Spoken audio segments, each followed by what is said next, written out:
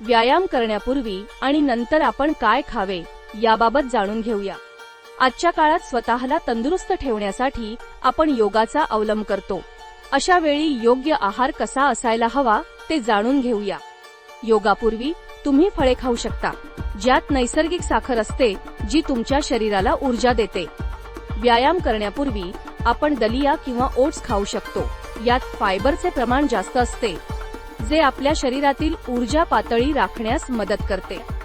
आपल्या आहारात ड्रायफ्रुट्सचा समावेश केला जाऊ शकतो, जे पोषक तत्वांनी भरपूर आहेत आणि शरीरातील ऊर्जा पातळी राखण्यास मदत करतात. योगा केल्यानंतर प्रथिनेयुक्त आहार घेणे आवश्यक आहे, ज्यामुळे आपले स्नायू मजबूत होतात. आहारात चीज, अंडी आणि डाळींचा समावेश असावा. वर्कआउट केल्यानंतर कडधान्य, लाल तांदूळ, बटाटे आणि ओटचा आहारात समावेश करा. यातून शरीराला आवश्यक असलेली पोषक तत्वे मिळतात. शरीराला हायड्रेट करण्यासाठी नारळ पाणी आणि लिंबू पाणी हे उत्तम पर्याय आहेत, जे तुम्ही पिऊ शकता.